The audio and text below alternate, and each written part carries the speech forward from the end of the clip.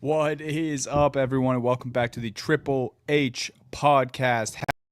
Happy Hour Hoops, presented by Trainwreck Sports. Steve, Jake, and myself back at you for another episode. All things NBA as always, but today, our March Madness preview, our first really dive into college basketball this season. As you guys know, like a few mentions here and there. But today we're going to get into the thick of it. We're going to talk Auburn and Duke. We're going to talk a few other teams we like. And then in the coming weeks, we'll break down all the conference tournament stuff and then, get into our bracket, which we always fill out and, just look at the whole landscape. But today we're getting our feet wet. We're going to be talking college ball. As always, first, guys, how we doing? I mean, we love this time of year. I'm sure y'all are both doing great. Jake, Cavs are still fucking rolling. Steve, you got Stafford back. Thank God. How we feeling? I still feel, I'm not gonna lie. I don't, get into a lot of the complaints that NBA Twitter will get into about disrespect. I'm sure Celtics fans have seen that and talked about that. Mm-hmm. Steve, as a Luka Doncic supporter, you've seen a lot about that. But I was watching ESPN last night. Cavs, best record in the league, winning 12 straight.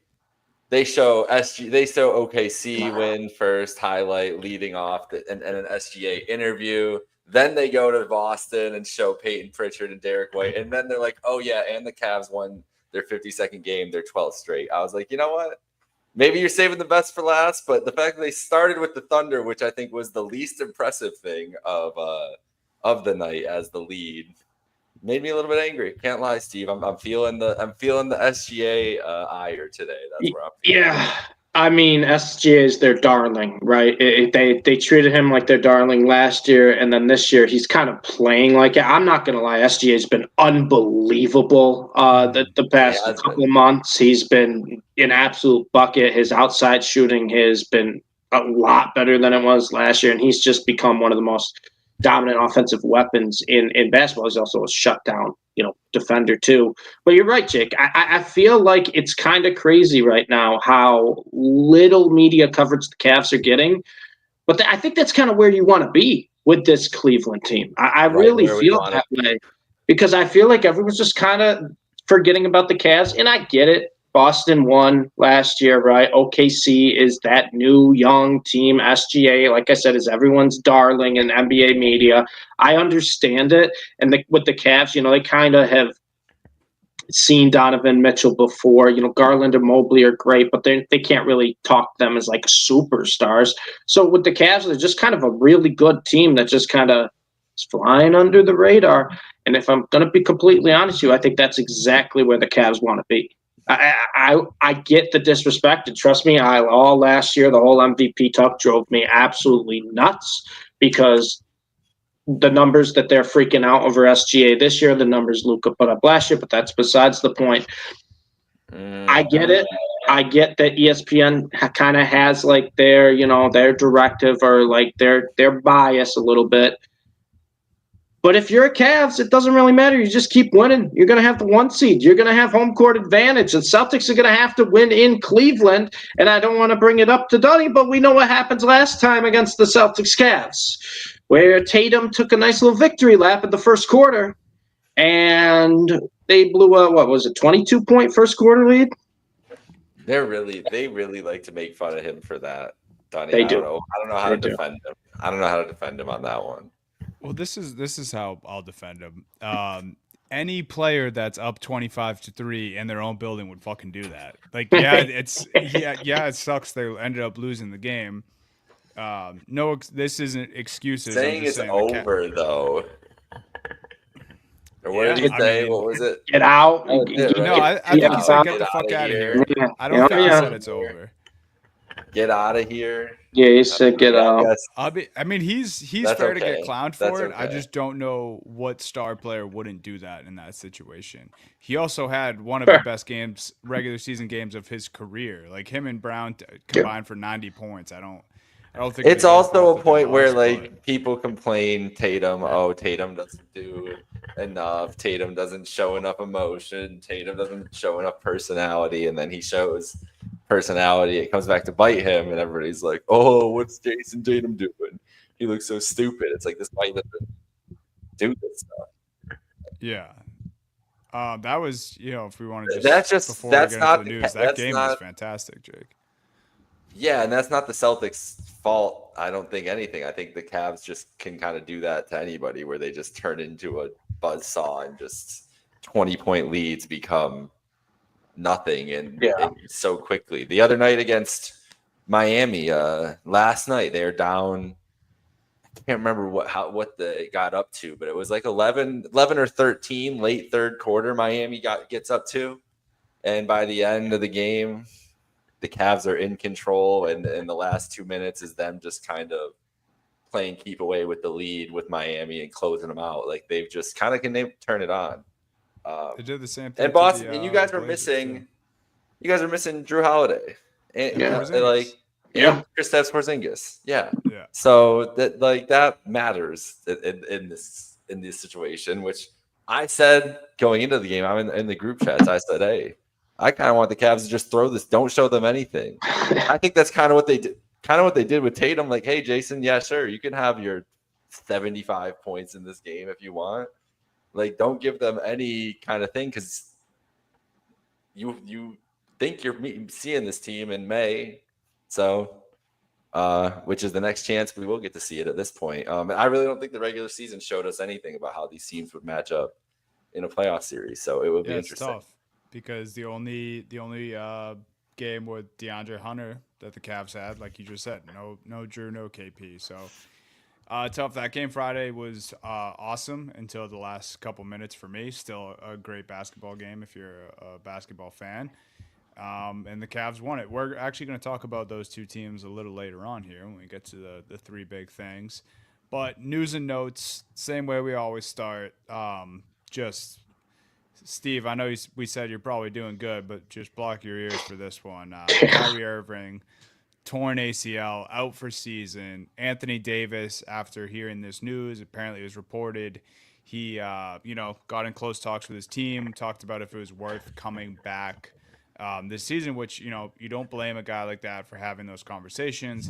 But this all just goes back to Nico Harrison should be fucking fired, dude. Like, this is not saying that he's the reason that Kyrie tore his ACL, but in so many ways you can point the finger there, because Luka gets traded for AD. AD gets hurt in his very first game. AD is a fragile guy to begin with. Kyrie's minutes then skyrocket to playing 38 minutes a game, once all these guys get hurt. Kyrie's not a guy who should be playing 38 minutes a game, one, because of his size and age, two, because he also, doesn't have the best track record with injuries. And here we are now, this championship window that you traded AD for, and you have Klay Thompson on the roster, you have Kyrie Irving on the roster. It's a L for a season now. You're toast this year, and it just all goes back to Nico, and I think he should be fired. I mean, you were talking about the Mavs, who not only, Kyrie out for the year, AD injured, Gafford's out, Lively's out, PJ Washington hasn't been fully healthy this year. This is a team that just can't stay healthy. And, it's a team that traded away their future because they were frustrated about him not being able to stay on the court. Well, maybe it's more of a Mavs issue than it is just a Luka Doncic in shape issue. And we're seeing this because the Mavs team's just dropping like flies this year. I don't blame AD for not wanting to return. This is a lost season at this point, Dunny. And I think what is the definition of kind of the Dallas Mavericks being an absolute clown team, Nico being a clown, Dumont being a clown, the whole situation, the whole ownership, the whole organization just being clowns this year, is the fact that you saw the replay with Kyrie. You could clearly tell it was a knee injury. Weren't sure if it was going to be a torn ACL, but you could clearly see that it wasn't going the way it was supposed to be, right? And they bring him back out on the court to shoot free throws. And first off, shout out Kyrie making both free throws, because I don't even think I'd be able to get the ball up if I was in that amount of pain. He couldn't walk. He had to be carried to the free throw line and then carried off the court. He made both free throws. First off, in what world do you think he's coming back into the game? That's the only reason he shoots those free throws, if you think he's coming back into the game. In what world do you think he's coming back in the game? And also, in what world would you be like, oh, no, we're going to try to force him back into the game? he also gets carried off by Anthony Davis, who was the guy who got hurt coming in. So you got an injured Anthony Davis carrying off Kyrie Irving. I'm going to be completely honest with you, and it sucks because, like I said, I loved the Mavs players. I fell in love with this team. I was watching 70-plus games every year, really, since they got Luka, kind of adopted this team. I hope Kyrie and AD peace out after this year. Do what's best for them. And I know historically the Mavs have treated Kyrie well, but he felt betrayed after that Luka trade. He did. And I don't know if you guys saw when he, went live reacting to the injury. This man was kind of broken. I felt genuinely so bad for Kyrie Irving because he loves basketball and he's always going to say, it's God's plan or whatever. But I feel so bad because I don't think there's really been anyone who's given more to this organization. I guess you could say Luka, but the Mavs won't say that. Than Kyrie Irving since Dirk. I mean, when they got Kyrie from Brooklyn right now, it looks like one of the biggest fleece deals in NBA history. But when they got him, everyone's like, oh, they're taking out Kyrie. This is a big risk. I didn't even know how to feel about it at the time. And then everything he's done just on the court and off the court for Dallas, I mean, he's been kind of silent in terms of any type of distractions in the media, any type of distractions off the court. Everyone says how hard of a worker he is now, that this is a guy who's like first there, last to leave. You genuinely feel bad because, even with Luka leaving, he was keeping them afloat. Even after they traded Luka, then AD gets hurt and he's playing with no one. He was keeping this team afloat, and they just pushed him and pushed him and pushed him. And I know this team has treated him well, but this almost feels like, to me, if I'm Kyrie Irving, like, what's the future for me here? Maybe he is truly happy in Dallas. Maybe he is truly happy the way, they had treated him, as a human being, not only as a basketball player. That's something that's really important to him.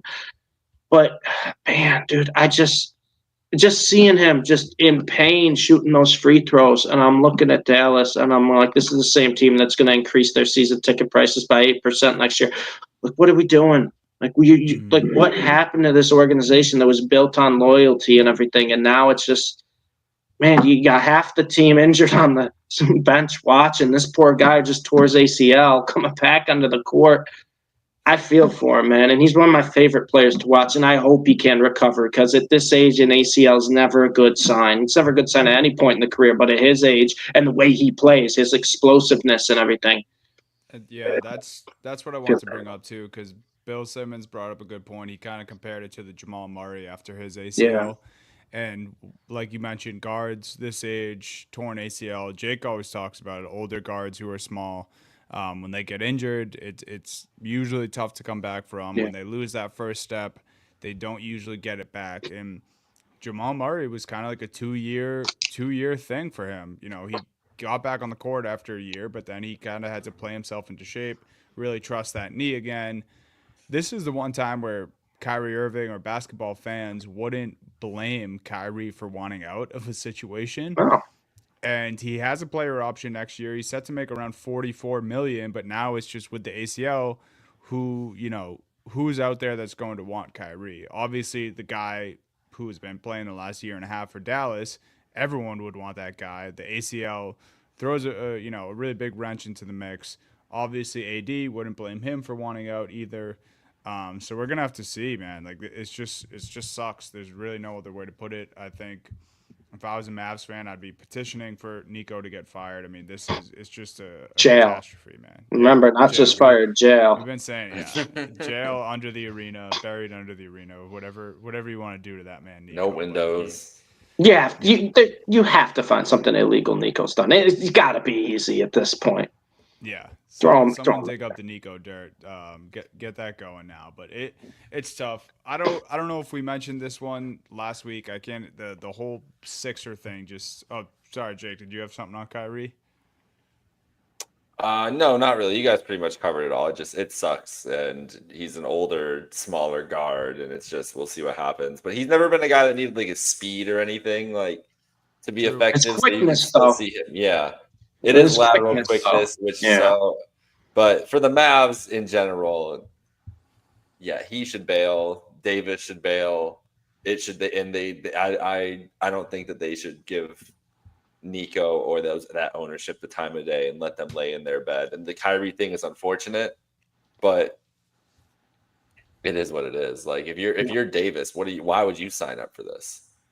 Like it is what it is. You were sold a different bill of goods. You know, kind of feel bad for Davis, right?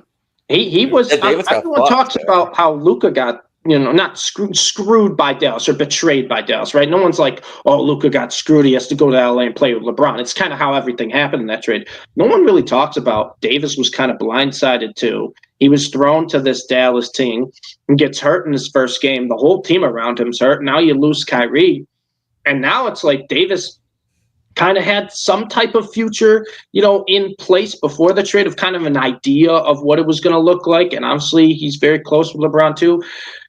And now it's just like he's in no man's land. What does he do? Because he's coming off an injury too. Like, it's not like he's a risk-free investment for other teams.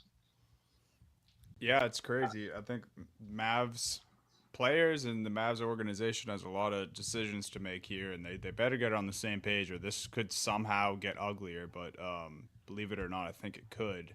And before we go to Philly, which I don't really even want to spend much time on anyway, Jake added this to the doc late here, but I did see this earlier today. I meant to add it. The Lakers, Mavericks, Spurs, and Heat are expected to pursue Kevin Durant this offseason. Saw that. Mavericks, obviously, being on this list. As a Mavs fan, I can't understand why you would want to. Like, what are you trying to do? Make the best fucking 2016 NBA right. team you can think of? Like, AD, Clay, Kyrie, got banged up Kyrie at that, and then Kevin Durant, who's, still Kevin Durant, but an obvious decline. And like, who knows what's going on with Durant, because everything in Phoenix is ugly. He has to have a part in that, whether you love KD or not. I love KD. And I what's going on with Budenholzer, though? Yeah, did you see that clip the other night? Like him trying to grab KD, and KD pulled his arm away. It's and the ugly, weird man. stuff with Booker, where he apparently was yelling at him for speaking up too much. There's some weird stuff going on. I thought Budenholzer was going to be a net positive for them, honestly. Yeah, I think we all did. We're hyped on the Coach Bud thing, but yeah. So who knows where KD's gonna end up? I mean, if I had a favorite here out of these teams, it would be the Spurs. KD and Wemby together would be fucking awesome. Give me Lakers. Not the Lakers. Come on, Lakers. LeBron and KD would be epic for the history books. I'm not. And Luka. I'd be all in. I'd be wearing Lakers gear every single day if that's the case. I don't know how you would stop that team at all. KD would have the most open looks of his life. Yeah, KD would just be a spot-up shooter, and he'd probably average 30.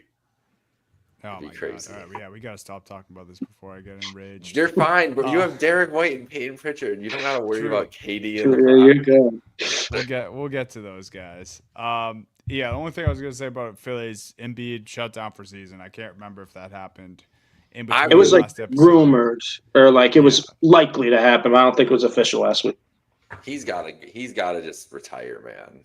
Mavs might take him. Mavs might injured big. Who's getting old? Mavs are like, Mavs, that's about our future. AD, Giannis, and Kyrie.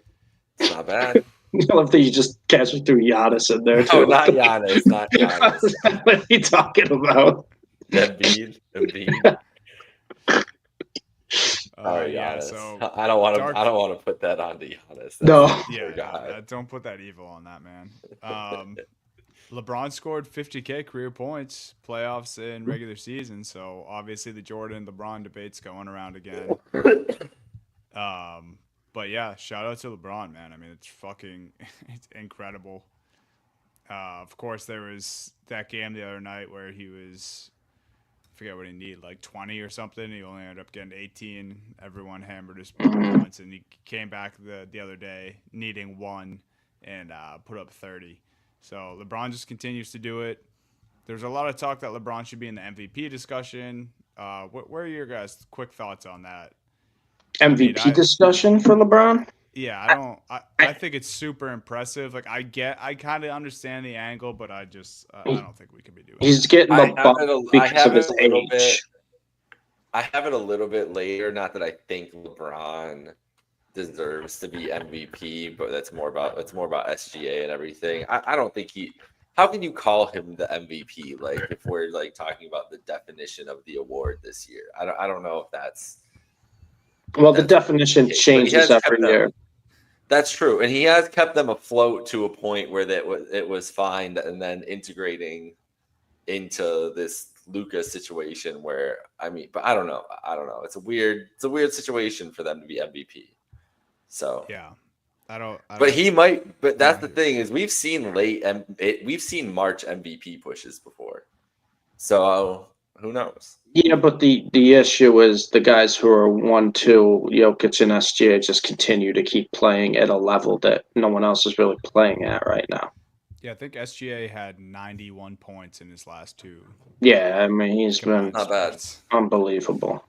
So you can't really push the narrative for anyone else when they're still playing like that. And Jokic is averaging, I think, 29, 13, and 10. Just no one cares. Well, that's my point. So, all right. So, we can get into. We have three big things, but this is kind of what my three big things was about anyway. So we can knock it out here because it's on. We're on the topic anyways because the Jokic one is the one that makes me the most mad. Like, SGA is minus 550 on ESPN Bet today when I looked this up.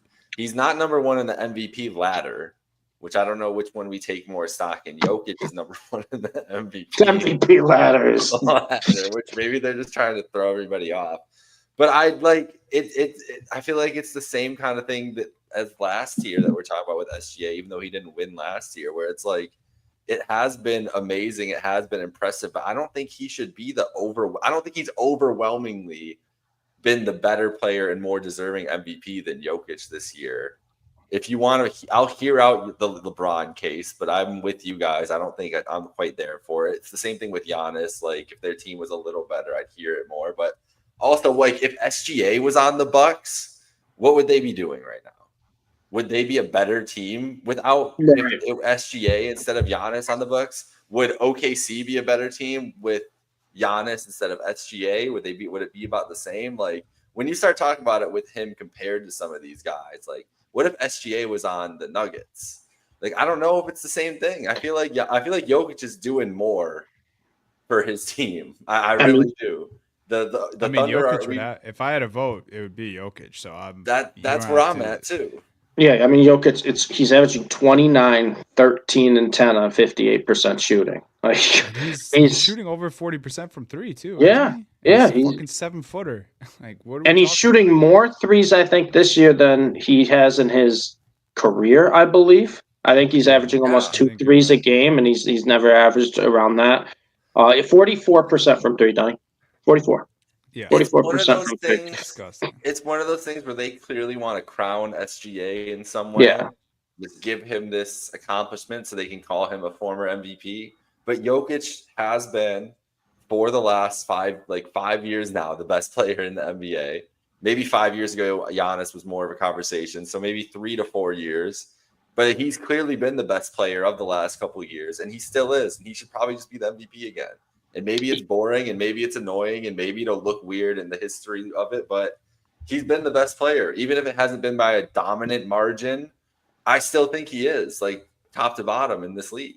This is kind of Embiid part 2 to me, where SGA is having a good enough season statistically and his team's successes there where you can say, okay, like it's close enough where Jokic has gotten his, we're going to give it to SGA. And I'm not saying SGA isn't playing like an MVP. He absolutely is this year. He's been taking over games, electric. The Thunder as a team have been one of the most dominant teams in the NBA in recent memory. But I think to your point is if Jokic hadn't have won multiple MVPs before this season, I think the odds are different. I think we're probably having a different conversation. And I don't think Jokic should be a clear favorite. I think it should be a 1A, 1B situation here, and let's see who finishes the final 20 games the strongest. But if I'm going to be completely honest with you, I'm not outraged by SGA getting the MVP love this year as much as I was last year. I think last year them trying to put SGA in the conversation was the fact that he was just scoring 31 points a night, right? He was impacting games, but it was a lot of it was at the free throw line. His driving in mid range was great.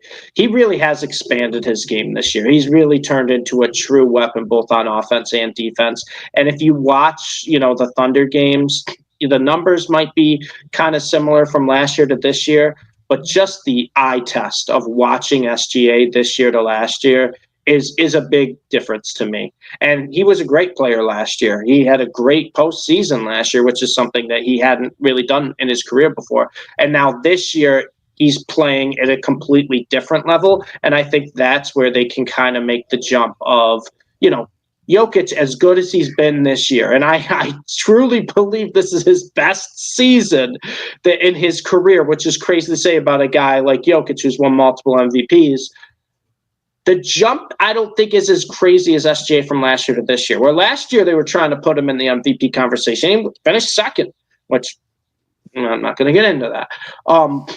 But I think the difference between SGA is just a complete offensive weapon this year compared to last year is a lot more noticeable than Jokic from last year to this year. And I think that's kind of where the argument lies. Now, the odds shouldn't be minus 550. I think that's absolutely crazy, especially with so many games still to go in the season. But to your point, I get Jokic would probably be who I would vote for too, but I'm not outraged by SGA being the favorite. And I really would not argue against someone saying, hey, I think SGA is the MVP over Jokic this year. Yeah, I wouldn't hate it. I think he's definitely deserving. I wouldn't have him as the favorite, but that's fine. He's definitely here. He's deserving of being the favorite on some books. He's definitely deserving of if you're arguing with friends and someone says SGA is the MVP, that's a fair argument. Jake, the one thing I'll say here about the guys you have, obviously, LeBron, we talked about a little bit. Tatum, I don't think. Let me give the LeBron case a little bit, though. Let me leave the other case. I think you have a Tatum case if you wanted to make it as well. I don't. I was actually I was gonna add a guy here that I think you'd be in favor. I think your guy, D. Mitch, should be in the mix if we're talking about these. Mobley's too good. I think that's my. I agree. There's that, but they're both gonna be second team All NBA together, and that's gonna be what hurts them. The leader of the team and on this pace, they fucking might win 7 games, bro. It's true. But anyway, go ahead, give your LeBron case here. I just think the fact that they're near a 40 and 21, 39 and 21, and all the changeover and injury stuff that they were dealing with AD to begin with, and then to keep it stabilized through all that, keep them above, new coach. All the stuff that they've kind of went through, and the year that he's had even to that point, and then since basically the new year, which is he turns 40 at the end of December, whatever. New year turns it up. Clearly was ready to ramp it up in the second half of the season, and now him and Luka look damn near unstoppable. But I think maybe because Luka makes things so easy, it takes away from LeBron at this point. But I think he has to get some MVP credit for keeping the Lakers in a point where now that they can be an actual contender, they feel like that because he's been so awesome. And then you add in a Luka to that. But touching on the Mitchell part of it, yeah, I think it's more. I think it is just because Mobley is so good. But I wish Mitchell was averaging if Mitchell was averaging 27, 28. I'd feel better. Maybe it is. Maybe he has a late case where he goes on a tear. Because the thing is going back to that game we were talking about against your Celtics, is Mitchell was quiet in that first half. That's a big reason that the Cavs were down. And then he just decided I'm not going to be quiet anymore. And he ends up with 44 or whatever he ended up with, something crazy. And he just does that. Sometimes he just decides I'm just going to take this game over. So it is a thing where if he really wanted to make a run for his first team All NBA or whatever, he could do that. But sorry, Steve, you were going to mention something about LeBron. So. No, you're good. With Mitchell, I think the biggest thing is just the gaudy numbers aren't there, right? He'll have games here and there, but he'll also have games where other guys step up, and that's credit to how deep the Cavs team is, credit how good Mobley is. That's credit to sometimes Garland being able to take over a game, sometimes Jared Allen being able to get his. Obviously, the addition to DeAndre Hunter helps. Your favorite guy, Ty Jerome, off the bench. Just a bunch of, and I think that kind of is similar to, Dunny's Jason Tatum argument the past few years, where it's, he's not going to put up those type of stat lines on a night-to-night basis because of the team around him. And that hurts him in the MVP case. With LeBron, it almost feels like, I think it was the Brady Mahomes year, where Mahomes had a better statistical season than Brady, but because of Brady's age when he was on Tampa and kind of them exceeding expectations, he got the love for the MVP. And I feel like that's kind of what you're arguing here with LeBron James. And I get it to a point, because I think every year he just keeps just defying age, and it's incredible what we're witnessing, that he can play at this high of a level. But if we're just looking at in a vacuum, and we're just looking at who's having the best season, and we're not even looking at age, we're not even looking at situation, we're just looking at individual basketball talent, I don't think you can really even argue LeBron with SGA and with a guy like Jokic, even Giannis this year. And I think that's where it kind of falls flat. And also, too, now, even if he were to make a late push, he added Luka Doncic. And, that hurts him, because Luka on some nights is the best player on the floor. Yeah, it's when you watch a Milwaukee Bucks game, 99.5% of the games, Johnson's the best player on the floor. Every now and then, Damian Lillard will just have a wild three-point shooting night. But almost every game, he's the best player on the floor. Nuggets, almost every game, Jokic is the best player on the floor. Thunder, almost every single game, it's SGA. Now, Jalen Williams has had a couple, outlet games where he's been the guy, but almost every night it's SGA. Lakers going forward, it's probably going to be a 50-50 LeBron-Luka. And then that's not going to help LeBron's case, but I don't think he even – I get why people would argue it, but it's purely because of age. If you're talking about just talent this year on the court, I am not putting him near those other three guys. Yeah, I think that makes sense. I'm pretty much in agreement there. I don't really think just because of the season Jokic and SGA are having that Tatum has an MVP. I think more recognition, but I talked about that a couple of weeks ago. I think some people have started to come around on it, but then you have guys like Colin Cowherd saying that Tatum's closer to Klay Thompson than he is Steph Curry today. Oh, that was crazy. I'm just, I think I've exhausted my options of trying to get people to give Tatum some more recognition. I wouldn't put him, if he wants to be 3 or 4 on the MVP ladder right now. That's where I think he should be sitting at. So, yeah, there's some MVP talk. You guys got Jake's big thing a little early here before our March Madness preview, but that was his big thing, MVP talk. I do think I wouldn't hate it anyway if Don was mentioned with these guys too, D. Mitch in Cleveland, because just of what they're doing, and he's obviously their leader. Mobley, that's a good point from you guys. Like, he's having a great year too. You guys want to do the March Madness here? Yeah, let's dive into a little bit. All right, Steve, kick us off here. Tell us a little bit about Auburn and Duke, major favorites, different sides of the bracket. So if they were to meet up, it would be in the Natty. Yes, which is fucking awesome. Which would be a wild Natty, right? Because you're talking about the two best teams in college basketball, I think, pretty convincingly right now. Obviously, the other one seeds probably be Houston, and either Tennessee or Florida would be my guess as that final one seed. But Auburn and Duke, they passed kind of every test, the roster, the size, the offensive ability, the defensive ability, the three-point shooting, the scoring and the defense, the interior defense. They check every single box. They also pass the eye test too, of they are just going to kill teams. Auburn has had a much tougher schedule than Duke because they're in the SEC, and the SEC is on pace to probably be historically the greatest conference we've ever seen in a single season, where you'll see some bracketologists project 10 to even 12 teams into the tournament field from the SEC. And not only are they deep like that, but they have, We're talking about Auburn as a 1 seed. Tennessee, Florida could be 1 seeds. Bama's right there as a 2 seed. You got Texas A&M, Ole Miss, Missouri that are probably top 5 seeds. Mississippi State, Vanderbilt. I mean, it goes on and on and on. The SEC is just an absolute juggernaut of a conference. They dominated non-conference play, and now they're just beating each other up in conference. So it makes Auburn having only 3 losses on the season even more impressive.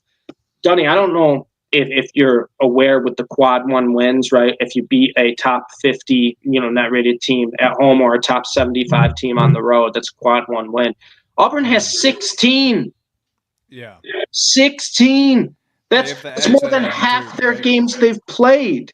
It's more than half their games they've played. That's more than I think 60% of their wins have been quad 1 wins. It's absolutely insane. And Duke's been right there with them. Now the only issue with Duke is they're playing in a much weaker ACC where outside of Duke you got Clemson and Louisville are the only 2 teams outside of Duke where are legitimate tournament teams. You can say Carolina and Wake Forest are on the bubble, fine, but they're not even close to Duke. But Clemson and Louisville are solid. Clemson beat Duke. Louisville hasn't really beat anyone besides the teams they should beat. But Duke has been killing every ACC team. They have won their last 4 games by 30 straight points. They've never done that. 3 or 4 straight games by 30 points or more, and they have the best player in the country, in my opinion, a.k.a. Cooper Flagg, who at first I thought was getting hyped up a little bit too much before he came to Duke, from his high school tape and everything. Everyone talking about Cooper Flagg this, Cooper Flagg that.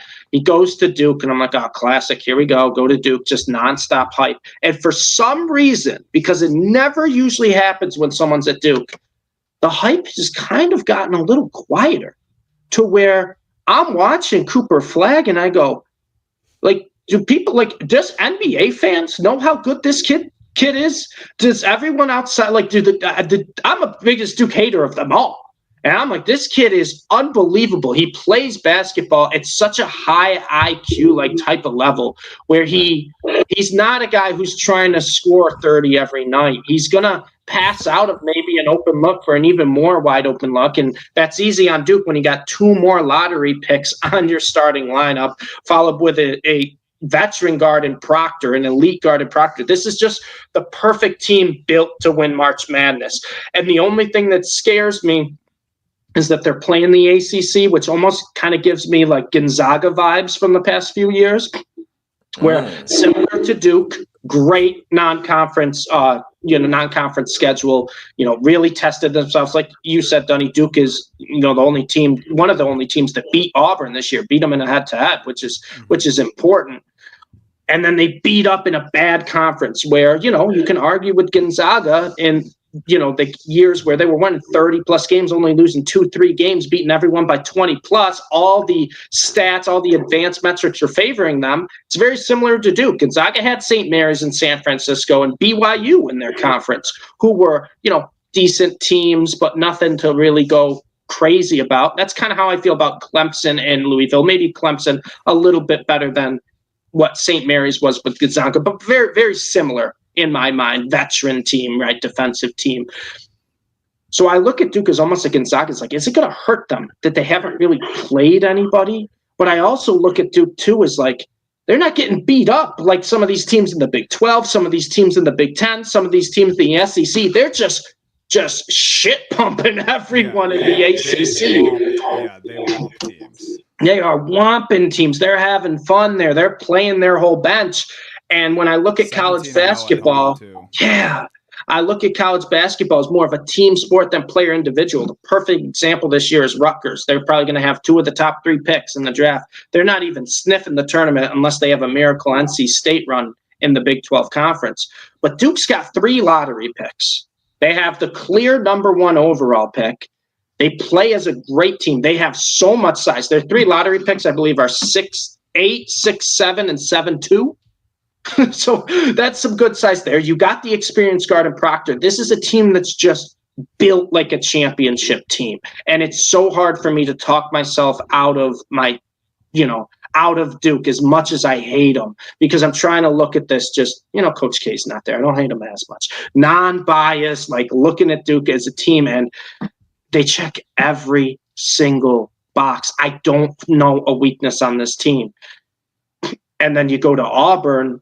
Auburn may not have kind of the star power in terms of the 5 stars that some of these teams have, but they're one of the most veteran teams. They're one of the most athletic teams. Broome is as good as a player this year as Cooper Flagg is. I mean, he's right up there with him. He'll probably actually win Player of the Year, would be my guess. I think he'll win. I'll pick Flagg. I think Broome wins. But Auburn, man, it's the same deal, too, where you're looking at this Auburn team and you go, what's their weakness? They lost to A&M on A&M senior night a couple nights ago. And they played 4 straight before that, too. 4 straight. A&M needed senior night. Needed the win, and A&M's a perfect matchup for Auburn. Historically, they've been good against Auburn. A&M, big team, physical team, going to get offensive rebounds. They're going to make you work on every single possession. And Auburn was just coming off a win that secured them the SEC title. And it's like, okay, they're probably a little, I don't want to say checked out, but they're not, this isn't all the way in. And they played bad. They played bad. They didn't shoot well. They were sloppy, unlike Auburn. And they were still in the game till the end. I mean, this is an Auburn team that would be so hard to put away on a bad night, on a bad shooting night. And when they get going, Auburn, top to bottom, is the best offensive team in college basketball without question. 6 guys average double digits. They can shoot the threes. We talk about Broome, but Pettiford coming off the bench, or sometimes now he's been starting. The freshman is unbelievable. Auburn and Duke are, and if you watch, a lot of college basketball podcasts, or you just watch analysts, most of like the guys who have followed college basketball for years or know college basketball are saying right now, if you told me I get the field or I get Auburn Duke, I'm taking Auburn Duke. And guys, that's kind of where I lean to. And I don't want to say it's going to be a boring chalk tournament, because I really think after like the top, 3-4 seed lines, it's chaotic, where guys, teams in the 11 seeds might be better than some of the 5-seeded teams. And that makes for a great March Madness. But I do think this is one of those March Madnesses where it could be chaotic at the start. And then at the end, you have 3 1 seeds and a 2 seed or a 3 seed. Because I really do think there is that gap from about the top 8-9 teams in the country to the rest of the field. And Auburn and Duke are in a tier by themselves at 1A, 1B. You can put them in whichever order you want right now. But, guys, it's really hard for me to envision a tournament, barring any catastrophic injuries, where we don't see Auburn and Duke both make a deep run. I just want to say, too, go back to that A&M Auburn game real quick. We talked about it, it seems like a letdown spot. They shot Auburn, by the way, who lost by 11 points, shot 50% from the field, 41% from 3, and 87% from the free throw line. They just got smoked on the board. So Gask didn't, it's almost hard to say they didn't show up, because they shot unbelievable, and they still lost by 11. It was an effort level game. And you could tell from the opening tip, A&M wanted this game more than anything, and they wanted to win it on senior night. The court was buzzing. Yeah, I mean, they didn't have to win it, right? Because A&M was. Yeah, I mean, to lose a 5th in a row in that spot like that would have been. Here's the thing, though, Dunny. That's the SEC for you, right? Yeah, you got Oklahoma, who I think has 12 conference losses, and they're probably going to make the tournament because they beat Missouri the other night, and Oklahoma's non-conference schedule is probably going to get them in, which I'm hyped about, because I want to watch Fierce playing the tournament. But that's the thing that's hard to trick our brains in, because of this conference realignment and these giant-sized conferences, Big Ten, right, and SEC being the 2 major ones. They're so deep and there's so many good teams. You can't look at the records, and you can't even look at how many games they've lost in a row, because every night in the SEC you're playing a quad 1 game. Yeah. Every single night. It's insane. So that's why it's almost like, do I think that favors a team like Auburn that has gone through just a war and somehow only has 3 losses and, like it said, 16 quad 1 wins, which is unheard of? Or do I favor a team like Duke that hasn't really had that gauntlet, but has shown they can prove themselves against these top teams, and they're passing the eye test with flying colors, just absolutely killing everyone who doesn't deserve to be on the court with them. So that's where it's hard to really like pick which side you want to jump on. And I'm just going to say, I'm just going to ride them both. I think both have shown me enough this year where they're the two best teams in college basketball. There's a few other elite teams that we can mention too, but they're the clear 1 and 2. And I think it'd take a lot for them to get knocked off early. Yeah, I mean they're definitely the two teams to beat going into this. I did want to talk a little bit about Flag and Johnny Broome here. Sure. So Flag, 19.6 points per game, 7.5 rebounds per game, 4.2 assists per game. They're both shooting right at 50% basically. Broome, 18 points per game, 10.7 rebounds per game, so has the major edge there in rebounds, and then 3.3 assists per game. I know you said you think Broome will probably win Naismith College Basketball Player of the Year. Jake, where are you at with that? And two, where do you guys see these guys as NBA prospects? Because I think a lot of people right now think Broome will win Player of the Year, and you could argue he's having the better season here, but I think overwhelmingly people think, Flag, number 1 pick, probably going to pan out better in the NBA. But watching Broome, it's like he kind of has all the tools. He's older. He's a little more polished. I was watching highlights today. He kind of reminds me of Paolo a little bit. He plays a little bit more like a big, but like the way he can attack from the wing, he reminded me of like a Paolo, like Bam Adebayo hybrid. But where are you guys at with these two guys? It's tough. Like I think Flag's the better player, but I wasn't as aware of Broome until I started watching some film recently, and he's legit as well. Go ahead. I mean, Flag is. I don't know if you want Cooper Flag to be like your number 1, like expect him to be like a top 10 player in the league. Okay, but I think he'd be better served as next to another guy and being like the guy who solves all your problems. Because Flag, what his best strength is, like you mentioned it when you were talking about Duke earlier.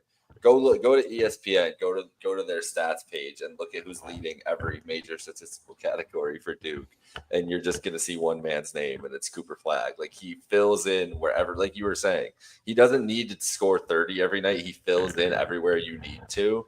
And honestly, that's my remaining questions about him as an NBA prospect is, can he get to the high level of scoring that you would see from like a top tier guy? Is he going to average like 27 in his career? That's the thing. Like I feel like there's a lot of his game getting to the rim that he would need to refine. Probably his handle as much as anything too, that he need to refine to be able to do that. And he could do that because the dude is a maniacal to get to where he is. He's maniacal. And maybe he just turns into that. But that's my biggest thing with him is I feel like if he goes to the right situation and there is another guy there with him that is like built around him, either not already or within the first couple of years, I feel really good about that. If he goes to San Antonio or something, that's amazing. If it's Cooper Flag and Wembanyama, then that's the dream. The NBA should be scheming to do that.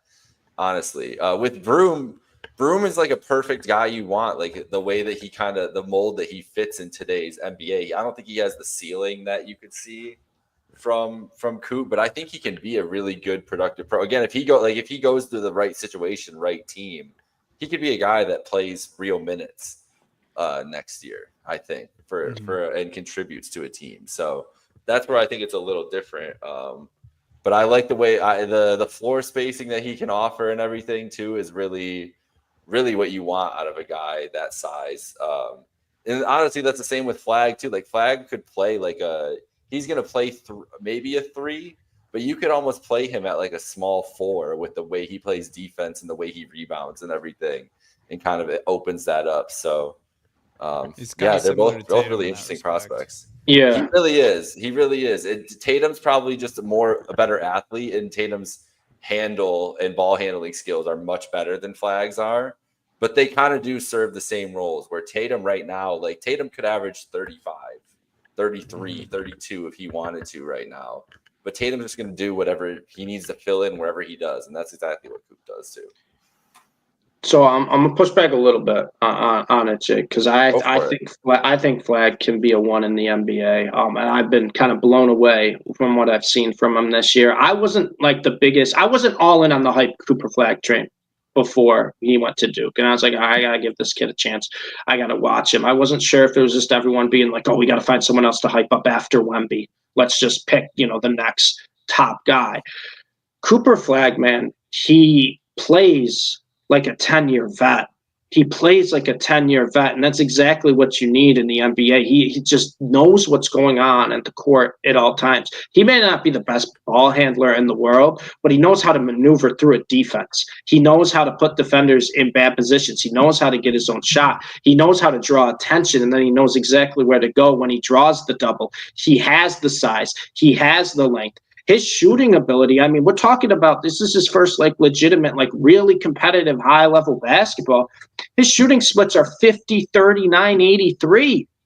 I mean, it's incredible what we're seeing from this dude. And I think the biggest advantage he has to being a true number one in the NBA is he isn't really standing out at Duke just because of his scoring. He does everything. He's a great rebounder offensively and defensively. He's one of the best passers on this Duke team. And I think that's really helped their successes because of how good Cooper Flag is.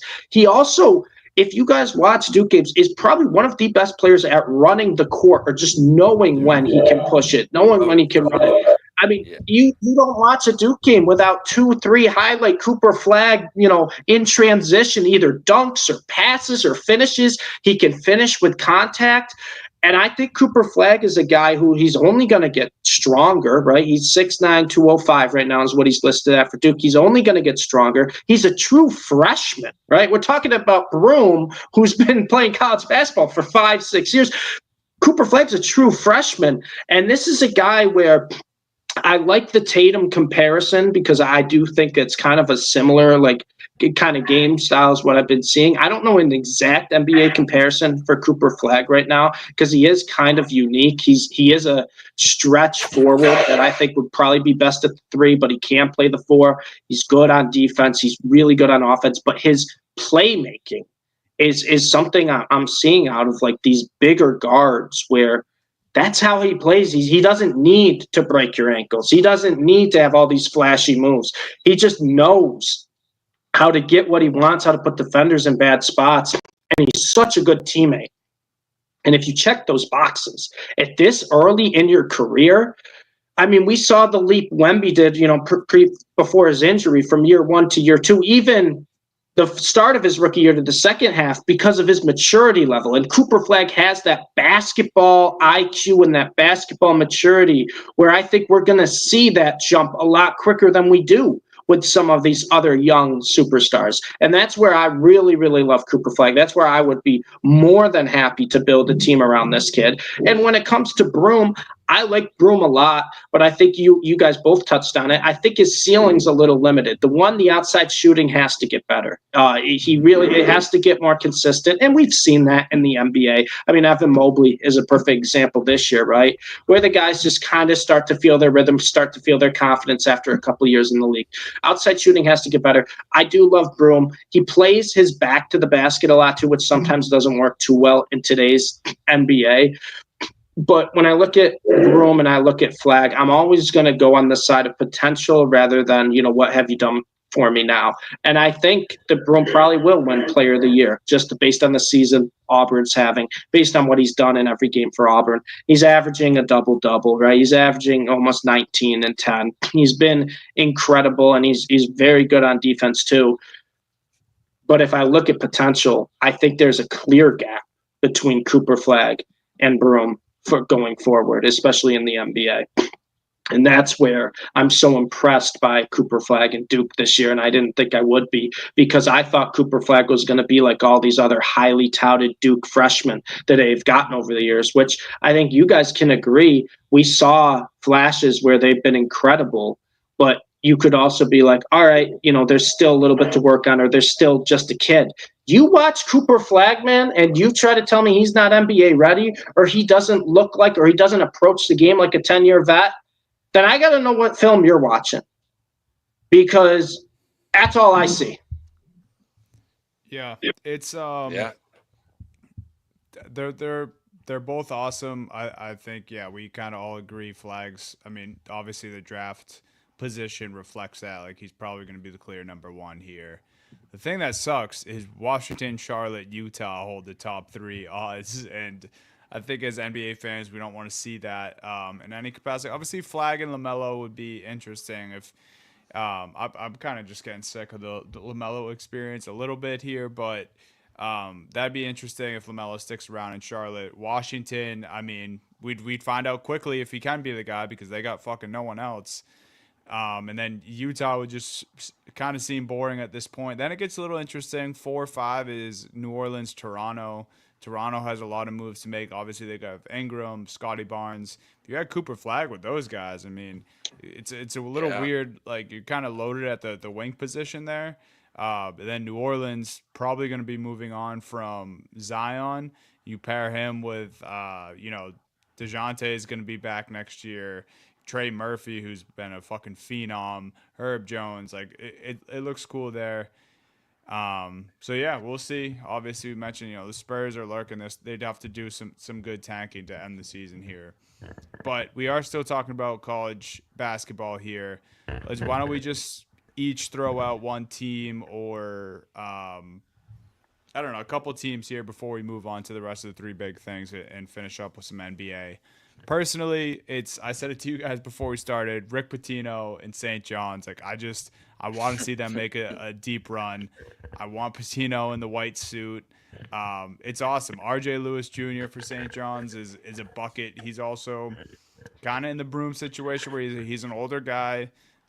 We've seen it. We've seen it in all the decades or all the eras of college basketball. Like there's years where it's all the young guys and the one and dones are the ones running the league. But there is always teams and individuals who have stuck around the college game and it works out for them there. Maybe it doesn't always translate in the NBA, but they make deep tournament pushes because they have guys who have been there before and guys who know how to win. RJ Lewis Jr., he is that for St. John's, I believe. They have other guys who have experience, and they're just fun, man. It's fun when Pitino has a good basketball team, and I like St. John's. Yeah, I mean, I can't argue against it. They are fun. I think I told you, Dunny, my biggest worry is I haven't really seen them do anything out of conference that was like kind of overachieving, and the Big East has been down this year. There's still some solid teams. UConn struggled a little bit, but they're getting better. Marquette's fine, Creighton's fine, but I'm worried that I think St. John's is going to be that classic. Everyone's like going to see it come bracketology. Pitino, St. John's, everyone loves when St. John's is good, and they're going to hop on them. So I'm going to take I'd take a different team, but I'm going to take another elite head coach who's done it for a while. I've fallen in love with Sparty. I have fallen in love with Michigan State this year. I know it's probably a trap, but this is the most Izzo team I've seen in a long time. So the biggest reason I think a lot of people are going to stay away from Michigan State are going to be a little nervous is they don't shoot the three-pointer well. And I know March Madness, and I know basketball nowadays. You live and die by the three. But this Michigan State team, if there's any team who can overcome it, it's this Michigan State team. They are arguably the deepest team in the country. They play about 10 guys regularly every single night. They have great guard play in Akins and Richardson. If you guys want to love little NBA lore, Jace Richardson, that's Jason Richardson's son. He's been unbelievable lately for Sparty. Kohler's great rebounder. Carr's super athletic. Like this is just such a good balanced team. And what I love about Michigan State is they don't have a true number one. It was Akins at the start. Richardson has kind of stepped up to be that guy. But it's not like a guy every night you're like, this guy's going to score 20 for us. They play as a team. This is a team that's probably going to have 6 different guys could be their leading scorer every night. And sometimes that's a disadvantage. Like NBA, I say the playoffs is kind of star, right? Star heavy. You got to have a superstar able to take over games. I argue the opposite in college basketball, where I kind of like the teams that you don't really know who's going to step up to. That you can't just be like, we're going to double this guy. And Michigan State's that exact team. They're deep. They can play a deeper bench than almost any other team come tournament time. And that's a huge advantage to them because they can have their, top guys well rested for the end of games. And we've seen this as results so far with Michigan State, where they just grind you to death. And the final 6-7 minutes, teams will go scoreless against them. They might not be a great three-point shooting team, but they're one of the best teams in college basketball at defending the three-pointer. Not only that, they are a great, great, great offensive rebounding team and defensive rebounding team, which, as you guys know, means extra possessions. And in college basketball, extra possessions are king. They don't turn the ball over a lot, and their passing is great. And I'm not just talking about the guards. Their bigs know how to pass. And when you talk to me about a team who has bigs that know how to pass, they may not shoot the three a ton, but anyone can kind of step up on their team. Great defensive team. I'm thinking of kind of the Villanova team. I'm thinking of that Texas Tech team where I look at these teams poised to make deep runs where everyone's kind of shying away because they're not in the top 50 in the country in three-point shooting, but they can make up for that. And I love, love, love this Michigan State team, and they have the perfect coach to lead a team like this in Tom Izzo. I'm all the way back on Sparty, and if you haven't already, I'm encouraging everyone, watch Michigan State play. Watch them play. I think they play tonight at Iowa. They don't really need that game. They could fall flat, but Iowa's terrible. I think they're favored by 8. But watch them play when it matters in the Big Ten tournament because you're going to fall in love with this Sparty team. Their last couple of games, man. Obviously, the buzzer beater everyone saw against Maryland, and then a 9-point win against a good Wisconsin team. Yeah. The Badgers have been good this year. And Izzo is March. I had that in the doc too. Like Patino and Izzo just having good squads is fun. It's great for college basketball. Yeah, it's fucking awesome. It is. Michigan State also has a 7-foot white guy, so I feel like that's kind of always a tell. Yeah, that's always a sign that you're probably a good tournament team if you have a good starting five and then a big white guy coming off the bench. Jake, what do you got here for March? Well, Steve touched on it a lot in this, but when I'm looking at my bracket and what I'm gonna do. Unfortunately, college basketball is now like college football, where I'm going to pick a lot of these SEC teams because I think the SEC is clear. I've watched a lot of SEC basketball like you, Steve. It's clear the level of basketball it's a step ahead of everything else going on right now. So I feel confident in a lot of those teams. Specifically, I'm just going to, like you said, Auburn or Duke in the field. I'm just going to ride with Auburn, I think, probably. It's boring, but whatever. I really like Tennessee. But Rick Barnes, just I can't trust him. And it's classic Tennessee, man. Exactly. It's classic Tennessee. Their shooting just kills them some games. Yeah.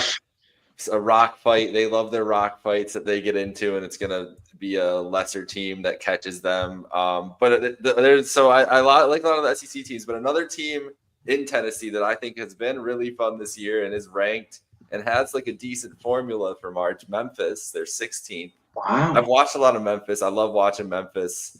They have two really good guards, one averaging almost 22 points a game, PJ Haggerty. They're both great shooters. Senior Tyrese Hunter, also a great shooter. Like they're going to win by outscoring you off the floor, but they have two great guards. You want that guard play in March.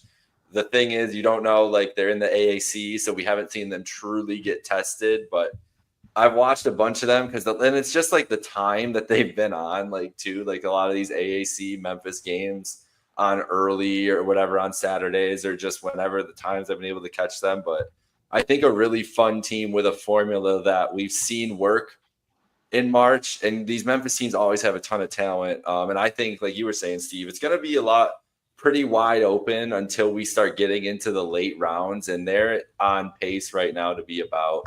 Can't remember where they were on the bracketology. I think they were on the 5 line though. Yeah, so, like a 5-6 seed is where I think they'll be.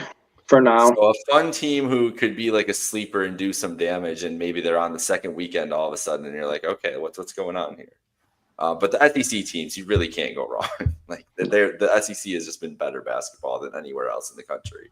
And there's a reason that we've had K and I think somebody else come out and suggests combining the Big East and ACC at this point to try to get like the level of play back up. And I love that idea. I don't know if they're ever going to actually do that, but like the SEC is it's a different world right now, is what it is. Yeah. So that's kind of our March Madness preview for now, unless you guys had any closing thoughts. Obviously, much more next week, and then the following week we'll do our own bracket, our Happy Hour Hoops bracket. Yeah, I think next week we'll probably dive into more of those kind of sleeper teams or Cinderella teams. And then, like you said, Dunny, once the bracket comes out, oh boy. But I know you guys, just like me, will be locked in these 2 weeks because we ran back the conference bracket challenge again, boys. We ran back the conference tournament challenge. So this is the time. This is the time to start watching some college basketball. And I say it all the time. I know everyone loves to watch those marquee ranked matchups, and I do too. But if you have a chance to watch some of these, the finals of these random mid-major conference championships will be on ESPN and ESPN2 over the coming weeks. Watch them because there's a lot of fun teams, man. There's a lot of fun teams. And that's the best way to find a Cinderella team that maybe you'll be pulling for to win a couple rounds. Oh yeah, man. It's awesome. I love the conference tournament fucking madness that we do. But yeah, we'll see. The madness is here. I mean, we're deep into March here. But we have more NBA to talk about. We'll get back to the March Madness next week. Like Steve mentioned, we'll talk about sleepers. I'm sure there'll be some, some slight shifts in who's going to be seated where, but we'll get to all that. Before we do our last couple big things, quote of the week, coming from the NBA again. James Harden on Twitter after his 50-point game said, "Unk got the first 50 at Intuit." The Intuit Dome, it's awesome. Steve Ballmer, it's awesome. Amazing. Harden, awesome. Like I never thought I would say this on this pod or in general, but shout out James Harden, dude. Like he's still posting 50-point games. He looks like Houston Rockets Harden the other night. I was going to say those are starting to resurface. Harden has finally kind of turned it back around where people are liking watching Harden again, and then they're going back and like, dude, he was a dog in Houston. Like, why'd we complain about this guy? And it's kind of funny to see because I've never been a huge Harden fan, but he's a great basketball player. He is an incredible basketball player. We didn't love his style at times, but it's funny to see now he's still balling kind of under the radar. No one's really talking about him anymore because they don't really care. But you see that, and now everyone's going back to the MVP Harden days and be like, "Oh man, this guy was different." I saw a TikTok the other day, Dunny, of what was like how players were guarding Harden, and it was literally just on his left side. Like they were just giving him the entire right side of the court, like but as long as he could go left. And it was just people at the comps were like, "You don't see Shea getting guarded like that." Like Harden was different. I'm like, Are we back on is the NBA community back on Harden now? Yeah, it's an incredible 360. I mean, just I think maybe it was PG having to leave, right? And now the usage is just through the roof again, and that's kind of where Harden thrives, and he's in good shape. It's true. He's comfortable with the Clippers now. And Malik Beasley actually a couple months ago was on someone's stream or podcast and said that James Harden was easy to guard. And unfortunately, Harden put 50 on the Pistons last night. So tough. He got his get back. You always, if you're a role player in the NBA, probably want to watch what you say about any of the top stars in the league, even if they're on the older side or declining a little bit. They're top dogs for a reason. So shout out James Harden. He got the quote of the week, and I'll go. Hold on one second. Can I put a late entry in for quote of the week? Yes. Please. Oh boy. Breaking entry for quote of the week. is Charles Barkley on Inside the NBA right No, now. Okay. what'd he say? I saw Going the quote. I don't know off. what it's in relation to. What About he's- Lakers Warriors coverage and LeBron James Michael Jordan debates from here's the quote of the week: "The fools on the other network, which we're going to be working for next year." So Charles calling out. I love him. He does not care. ESPN. He's the Holy best. shit, Chuck. He's Wow. right though, bro. I saw Kai Cenat and Stephen A. Smith talking about who's the dude. greatest NBA player of all time, and Jake, it was almost my big thing. It was almost my big thing this week. I couldn't believe that I had. What are we doing? Yeah. Like, What are we talked about doing? how that, Around that the type Horns of getting thing- canceled, and Kai Cenat is on ESPN television. Like what's real happening? sports journalists are losing jobs left and right. Yet ESPN is giving Stephen A. $100 million contract, and they have Kai Cenat on First Take or ESPN. They're just funding his. They're just funding his presidential campaign. Anyway, honestly, yeah. But yeah, no, shout out Chuck. That definitely deserves some love for quote of the week. Just going at his soon-to-be employer, and I mean he's right, man. It's kind of goes to what you were saying earlier, Jake, about the Cavs being even though it wasn't the Lakers or the Warriors who took the shine the other night, like they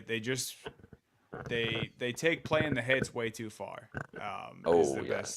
Is the best way to put it. So yeah, shout out Chuck. That's fucking awesome. My big thing here.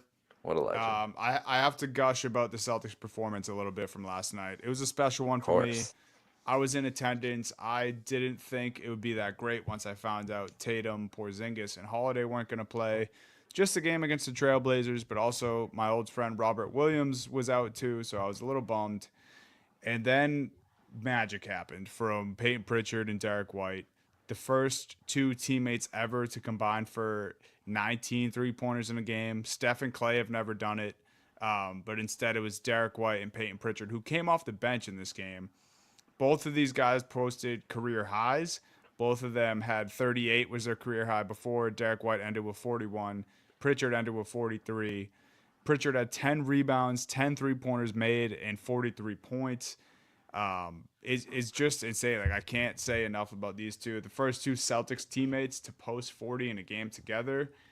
And then I had one more Peyton Pritchard stat here. Okay, Dunny, hold on, because we have a new entry into this. I'm so glad we're still doing this show. Oh, right boy. now. Let's go. You ready? Oh boy. Yep. This is your guys' authentic reaction to the tweet on the screen from Kendrick Perkins. Hey T, I don't even know. I can't even read this. I want to tell that senior citizen Charles Barkley that I'll be around when he see an idiot or fool in person. Make sure he keep that same energy. He can come play with me if he want to, and I'm gonna dress his ass like the numbers on a house, straight from the 409 homeboy, and we bar none and fade all. My Texas boy. God. Wow. Okay, so Kendrick Perkins got his feelings hurt immediately. Yeah, no, he did not like that comment by Barkley.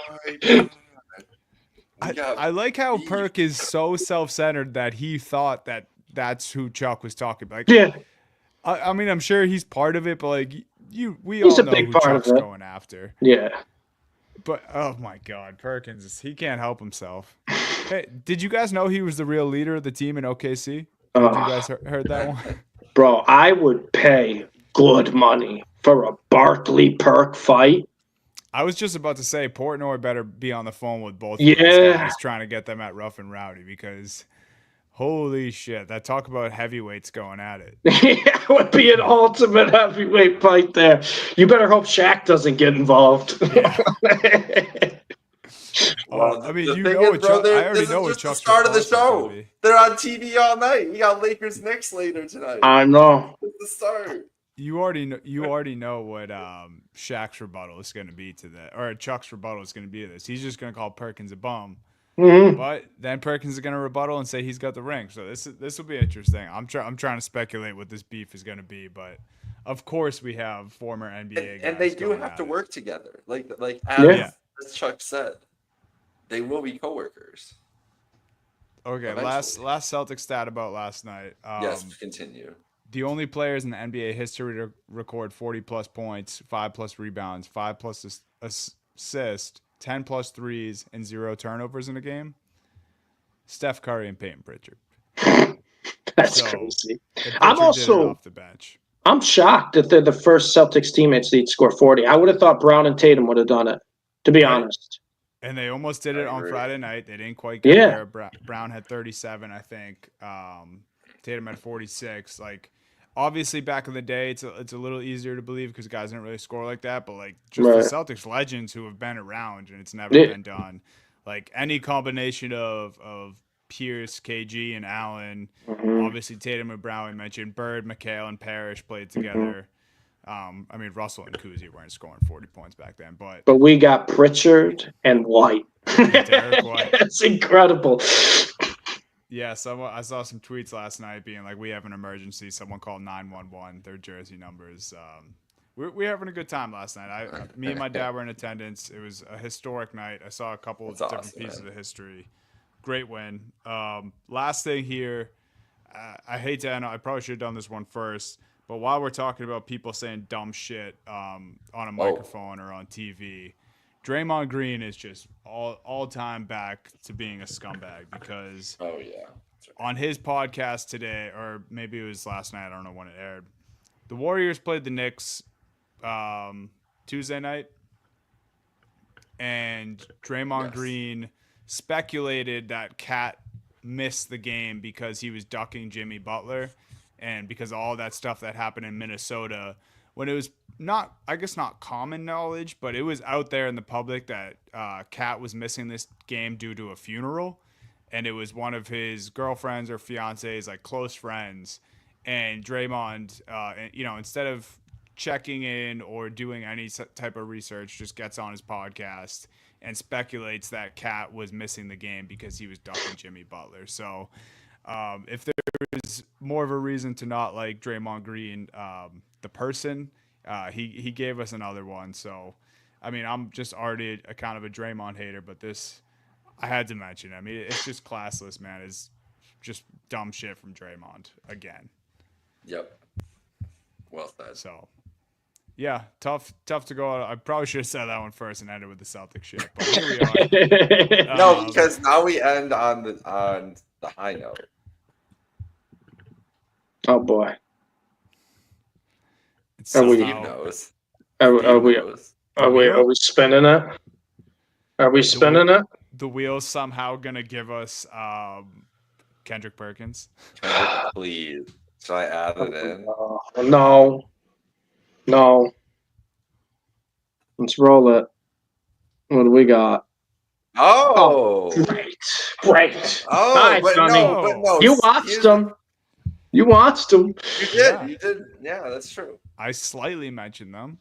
Yeah, talk about Portland, Dunny. What'd you see on the other end of the court? I'm sure you were locked in on Portland. Okay, so my Flag dad picks them. Oh, yeah, I like them. I think they got potential. They have some good, some could be great young players on their team. Mm-hmm. I was giving my dad a little bit of a scouting report because he didn't know many guys. He knew Robert Williams. Rob didn't play. I told him about Scoot Henderson. I told him before the game, and then he goes, "Wait, that guy was the number 2 pick in the draft last year?" I said, "Yeah, he was," and that's kind of my Trailblazers talk because Scoot, it's tough. I think we were all, fairly high on Scoot. It was also tough to be in the second pick in that draft class, but that's where he was. I like Shaedon Sharpe. I like Anthony Simons, who's a guy I probably think they're going to move on from. Mm-hmm. And then other than that, yeah, they need to, this is a loaded NBA draft coming up. So hopefully they land a solid player here, but it's just tough with the Scoop being disappointing. And it almost looks like they're going to build around Shaedon Sharpe here. I like Sharpe a lot, man. Yeah. I think he's that's really the direction good. you go if you're this team. Yeah, I think he's someone who could average mid-20s for him on a nightly basis. I think he's averaging 18 a game this year. He's been really scoring like crazy lately. And he's got the athleticism too. Shaden Sharp, he kind of reminds me of a little bit Zach LaVine. He kind of reminds me a little bit of Zach LaVine. This guy came out super athletic. That's kind of why he was drafted, super athletic, and they just kind of kept fine-tuning his actual offensive game. It's kind of how Shaden Sharp reminds me. I like Simons too. I'm not giving up on Scoot, Dunny, to be honest with you. I think Scoot's got super high ceiling, and we've seen flashes where he can be. I think Portland's one of the better, quote unquote, bad teams right now in terms of looking forward to the future and everything. Denny Advia was actually a great addition for them. He's been really good for them this year. So there's a lot to like in Portland. But yeah, Cooper Flag in there would be one of my favorite spots for Cooper Flag to land. Because I think that's kind of the team you want around Cooper Flag, guys who can just score, get buckets, and want to run, to be honest. Yeah. I'd love to see it. They got Ayton too. They do have Ayton. We didn't need to mention that. He's all right. Yeah, he plays basketball. Scoot also doesn't start for them, which is weird. It's not great, Donnie. It's not great. It's not looking good. No, but I mean, who's expecting Scoot to start over Simons? I know. Anyone? But it still hasn't looked good. Simons had 30 last night. I mean, it's fair, but it's a weird one. But I think Simons will be gone, and then maybe we'll see. Maybe we'll see the Scoot ceiling next year. Yeah. All right, the wheel demanded it. We talked about the Trailblazers. Go to Ep, fellas. A lot of good ball. stuff, guys. All right, next week we'll have some. We'll be right before conference tournaments. Maybe we'll give some sleeper teams, some Cinderellas. And maybe we'll have Charles Barkley and Kendrick Perkins boxing on Netflix for like $50 That'd be awesome. or something. Would love that. All right, later, guys.